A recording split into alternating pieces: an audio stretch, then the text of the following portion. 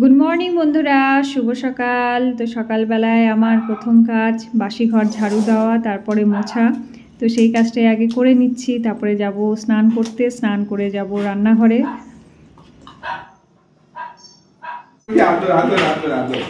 ঘুম থেকে উঠে ওর আদর খেতে হবে।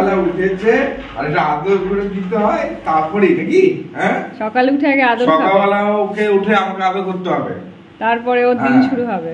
পিঠটা চুকে দিই। গুড মর্নিং বলে দাও সবাইকে। গুড মর্নিং, গুড মর্নিং বলে দাও, বলে দাও বাবা, গুড মর্নিং বলে দাও।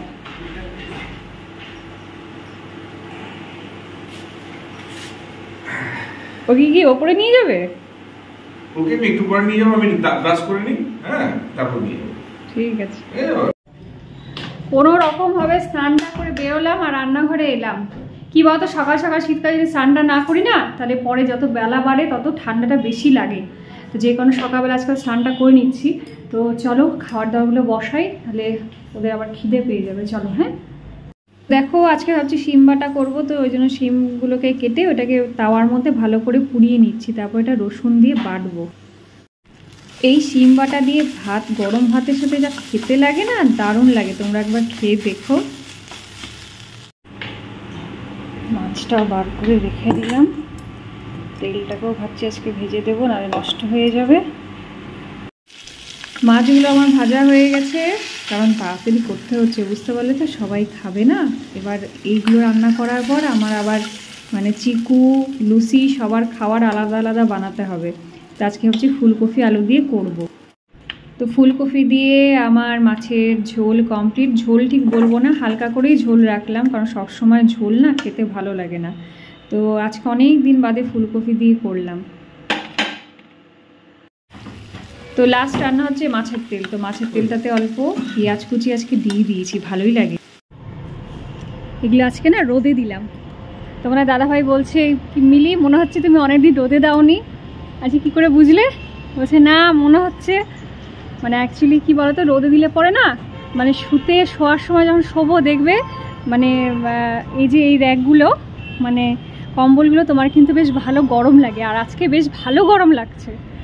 এই 25শে ডিসেম্বর যাওয়ার পর থেকে মনে হচ্ছে একটু গরম গরম লাগছে, ভালোই। চলো তাহলে যাই নিচে। আবার তোমার ওরা আছে আজকে না, লুসিকে নিয়ে যাবে, ওর মা বাবা আসবে আজকে। আজকে সব কিছু ধুয়ে দিয়েছি, জামা কাপড় সমস্ত চাদর পত্র সমস্ত কিছু ধুয়ে পরিষ্কার করে মেলে দিয়েছি।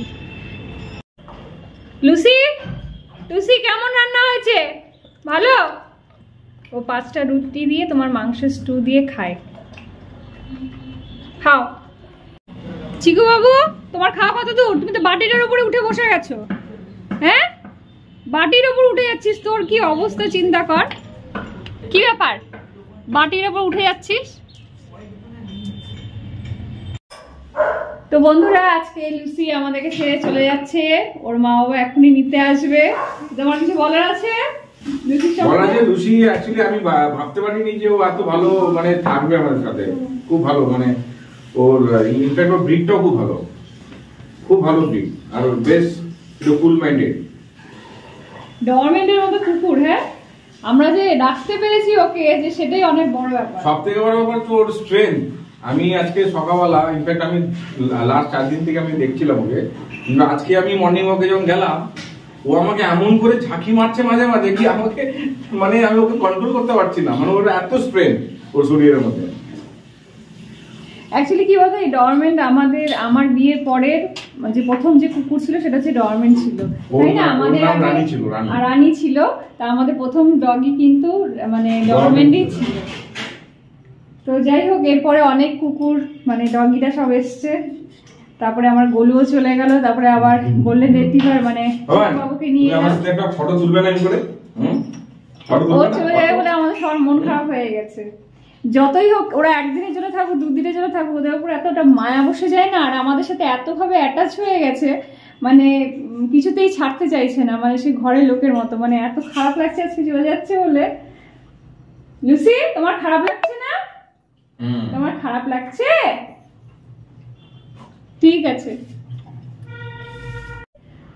তো বন্ধুরা, লুসির বাবা মা লুসিকে নিয়ে গেল। তো এত আনন্দ পেয়েছে যে এতদিন পরে দেখার আমার সেই মনে পড়ছে যখন আমি গোলুকে রাখতে যেতাম আর কি, তখনও এরকম ও আমাদেরকে দেখলে পরে একদম মানে পাগলের মতো করতো, কি করবে ভেবে পায় না। তো ওরকমই করছিল, তো ওটা মনে পড়ছিল। তো যাই হোক, আপাতত আমি আমার চিকু বাবুকে নিয়ে তোমাদেরকে একটা জিনিস দেখাই। ও একটা জিনিস পেয়েছে যেটা ও আমাকে দিতে চাইছে না, সেটা হচ্ছে মোজা। তুমি মোজাটা দেবে না? মোজাটা দেবে না?